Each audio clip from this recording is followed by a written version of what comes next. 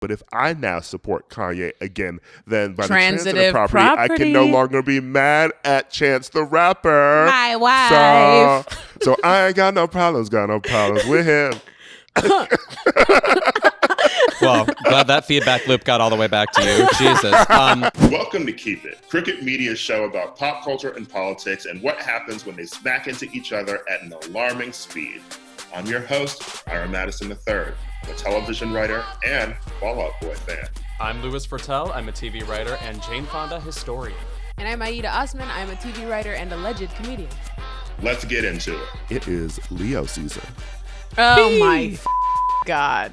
Shut up, Ira. Is it really Leo season now? As of what, this morning? No, it starts on the 23rd. See, you are so full of shit. I'm so mad. And you know why I'm extra mad? I finally flipped to July on our Keep It calendar. Why on earth does it say Leo season during July? That is so disrespectful to me. Y'all have August. You can have that. I don't care about August Leos. I'm so mad at you. Louis, are you an August Leo? I am. I would say I'm offended, except, of course, I don't give a shit about this. So,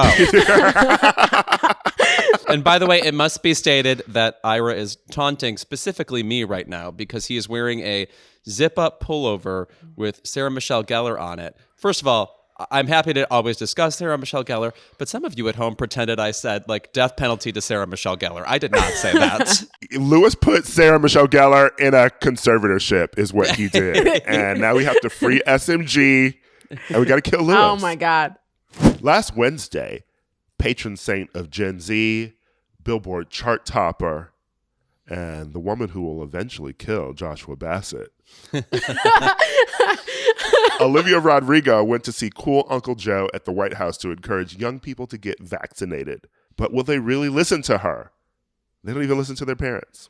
I do love, like, the White House taking, like, a candy crane to Gen Z and just picking out one of the populars and just dangling them, like, please listen to one person. You like this person, right? She does the ASMR you're all into. Can I say something else about Olivia Rodrigo? A lot of the time, I write for Jimmy Kimmel. You have to make jokes about the teens or whatever, or TikTok or whatever. I really, when I am talking about that generation, now sound like I am in my mid-50s. Like, my references to them are the same as what an older person's perception. Like, I only know TikTok and Billie Eilish and ASMR. Yeah. You know? Like, I'm fully out of the loop. Gen Z grab bag. I totally understand. I don't think anyone who's listened to this podcast since it debuted is shocked that you sound like you're 50. Well, I will say that I am Are the a time carpenters traveler. on TikTok? Yeah, They should be. The kids would learn something. See, now I sound like I'm 90. Yeah. Louis crawled out of his mother with gray hairs and a pension plan. Like, we already know that. It's okay. We still love him, regardless. I loved Olivia doing this. I mean, it felt logical. It really did. It was time. Somebody had to tell these kids to get vaccinated. I think only about 10% of them are. So it was nice that she's out there. I'm mostly interested in her reminding us that she's a Disney girl. She said, I will be at the White House, bitch. I don't care what I said about this boy. I don't care if there's rock influence in my music. I will be at the White House in a Chanel suit that is 10 years older than me. Okay? I'm going to serve. Decorum. Plus, you know, it's nice to see that this is the first, you know, pop star, first, like, cultural icon visiting, right? You know, because Obama was trucking every week.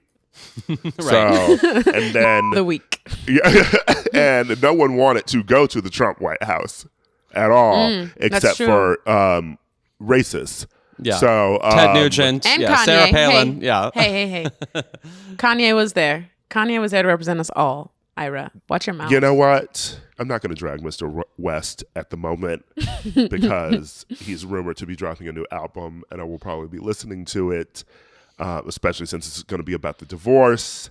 And I think you know what? I think I've just gone full-throated back into being a Kanye fan again. Oh my God. I'm back too. I was listening to Jesus is King on the way to Okay. Miami. Yes, Girl, fully in I was it. listening Sunday to Jesus service. this week, thanks to TikTok, because Blood on the Leaves has been going viral as part of this, like, meme this week on TikTok. And I started listening to that song and Yeezus again, and I was like, why does this just slap so much? It's so good. It's so Wait good. a minute. What about listening to Jesus is King got you back in his good favor? Because I listened to that album and I was like, well, I guess I won't be listening to that album again. I actually remember it being a keep it of mine. I was like, ugh, this shit is out. Yeah. But now, it's growth. It's fully growth. Now I'm having a gospel phase. I believe gospel transcends all music. And I'm reminded I'm a Black woman at the end of the day. So I will be listening to Jesus is King. Lewis, on Eid. On Eid, I will be listening to Jesus is King. You have to know that when Aida was just reporting this to me, her eyes got so wide, like she had eaten the bad berries.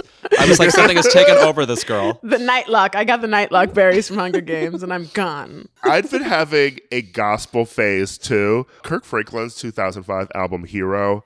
I don't know why the song Looking for You, I think it was also trending on TikTok. Or maybe I am Gen Z. Ira, you're a TikTok girl. I What am is constantly this? on TikTok. And so I've been listening to that album, and that goes into, okay, he is giving you hip hop, gospel. It's shit for the club. It's shit for the club after the pearly gates. Oh, okay. Is what it is. The Sunday, the Sunday you better matinee. hope you on the list. To be honest, If we're talking about music for Jesus lovers, only two options. One, Carpenter's Christmas, of course. Second Louis of all, Howe. Miss Amy Grant, please. Baby Baby comes on in the car. Guess where my ass is? In the air. out of it. Out of That it. is skyward to God. I'm Ass in gonna the Charlie's Angels duck and roll if you turn that on in the car. And I also revisited, I feel like Coloring Book, the 2016 Chance the Rapper album, is a gospel album in its way. Some are friends. I'm good on that. Ira, fine. Fine. Even Listen to though Kirk I did Franklin. see that tour twice. So what do you mean you're good on that, ma'am? I just want to get back to the Chance the Rapper that we all loved. Acid rap. Yeah. Well, that Yeah. and Coloring Book That too. will never happen, I think before he tweeted or gave interviews or opinions on politics in Chicago or supported Kanye. But actually, I first got mad at Chance the Rapper on Keep It for supporting Kanye. But if I now support Kanye again, then by the transitive property, I can no longer be mad at Chance the Rapper. My wife. So I ain't got no problems with him. Well, glad that feedback loop got all the way back to you. Jesus. Do you know what always struck me as a Christian rock song? Boulevard of Broken Dreams by Green Day. The lyrics, are they secretly Jesus-y? It really sounds like it in that song. Don't know where it goes and I'm the only one and I walk alone. Very youth Yeah, Christian, my shallow campy. heart's the only thing that's beating is very crucible. It's giving I'm on the cross. It's giving nails. Yeah. I'm with you.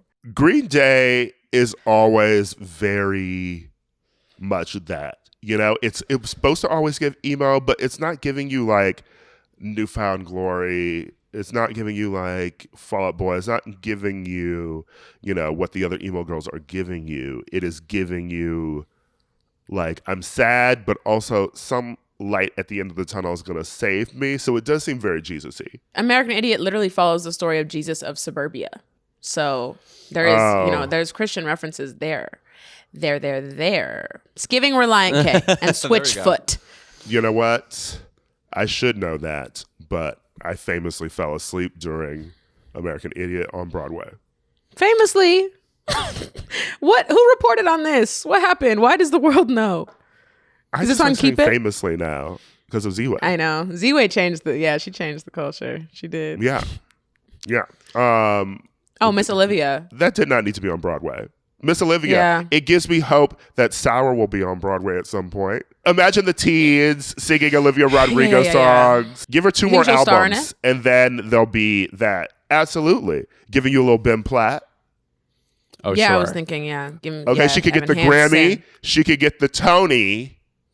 And then when it's made into a movie, she can get an Oscar. Here's actually an interesting point that we haven't talked about in regards to Ben Platt. And I know that everyone's dragged the wig.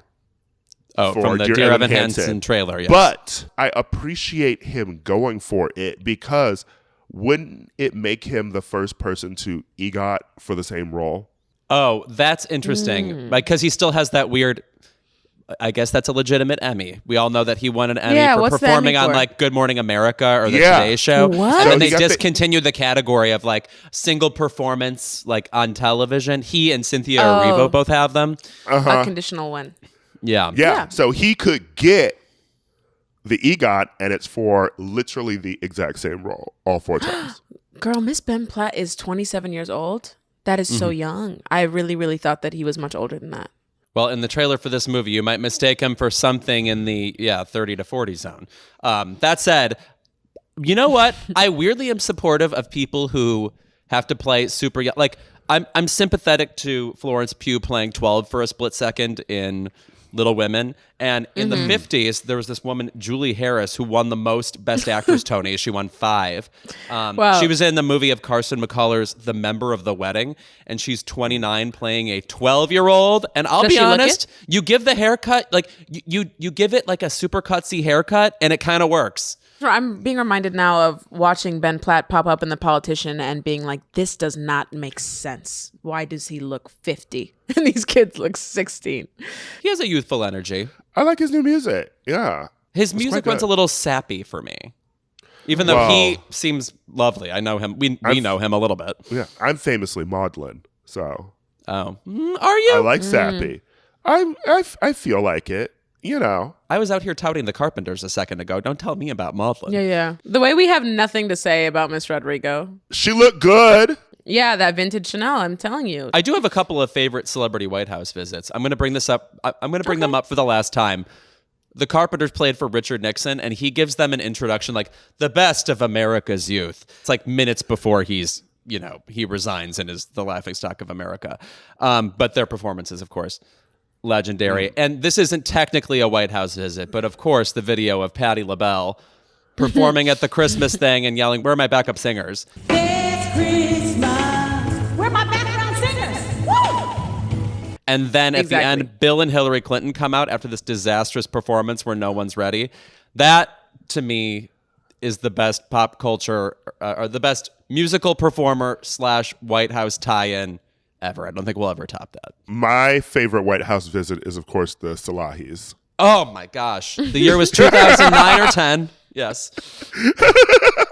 They just wandered right in. Well, I hope the kids get vaccinated.